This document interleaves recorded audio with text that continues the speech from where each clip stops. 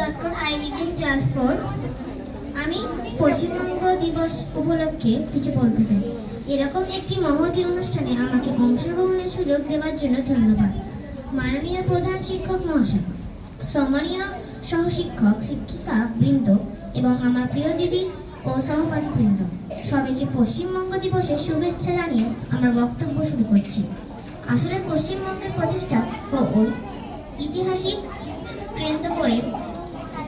ইতিহাসকে কেন্দ্র করে পশ্চিমবঙ্গ দিবস অত্যন্ত তাৎপর্যপূর্ণ। এই পশ্চিমবঙ্গ দিবস বলতে বোঝায় মূলত রাজ্যটির সৃষ্টি, সমৃদ্ধ ঐতিহ্য এবং সংস্কৃতির প্রতি সম্মান জানানো। আজ আমি খুব সংক্ষেপে আমাদের সবার গর্ব এই পশ্চিমবঙ্গের কিছু ঐতিহ্য তুলে ধরতে চাই। শুরুতেই জানাই, পশ্চিমবঙ্গের জন্ম হয়েছিল সেই ঐতিহাসিক যুগে, যখন ইংরেজদের হাত থেকে আমরা শৃঙ্খল মুক্ত হয়েছি।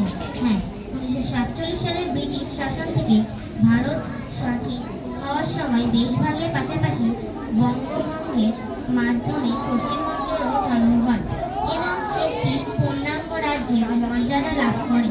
আবার 1956 সালে রাজ্য গঠন প্রক্রিয়ার মাধ্যমে পশ্চিমবঙ্গের সীমানা, ভাষাগত ও প্রশাসনিক ভিত্তিতে নতুন করে সাজানো হয়। এতো গেল জন্মলগ্ন।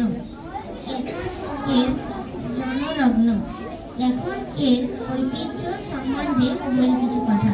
ভৌগোলিক ও সংস্কৃতিভাবে পশ্চিমবঙ্গ অন্যান্য রাজ্যের প্রধান মাতৃভাষা বাংলা হলেও এখানে নানা ভাষা ও সম্প্রদায়ের মানুষের বসবাস।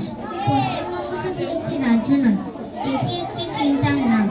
এই মাটিতেই জন্মেছে বিশ্বকবি রবীন্দ্রনাথ, বিদ্রোহী কবি কাজী নজরুল, যুগনায়ক স্বামী বিবেকানন্দ। সাহিত্য, বিজ্ঞান, শিল্প সব ক্ষেত্রেই পশ্চিমবঙ্গ পথ দেখিয়েছে।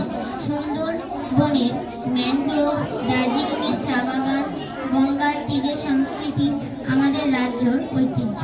কিন্তু পশ্চিমবঙ্গ দিবস পালনের মানে শুধু গর্ব করা নয়, এর মানে হলো দায়িত্ব নেওয়া। আজকের দিনে আমরা শপথ নিতে পারি, বাংলা ভাষাকে ভালোবাসবো, পশ্চিমবঙ্গকে দূষণ মুক্ত রাখবো, তার জন্য গাছ লাগাবো, সম্প্রীতির বন্ধন অটুট রাখবো। কারণ একটি রাজ্য তখনই উন্নতি হয় যখন তার নাগরিকরা আগুয়ান হয়। আমরা ছাত্রছাত্রীরা জাতির ভবিষ্যৎ, তাই আমাদের দায়িত্ব সবচেয়ে বেশি। শেষে রবীন্দ্রনাথের ভাষায় বলি, আমার সোনার বাংলা, আমি তোমায় ভালোবাসি। এই বলে আমার বক্তব্য শেষ করছি। ধন্যবাদ।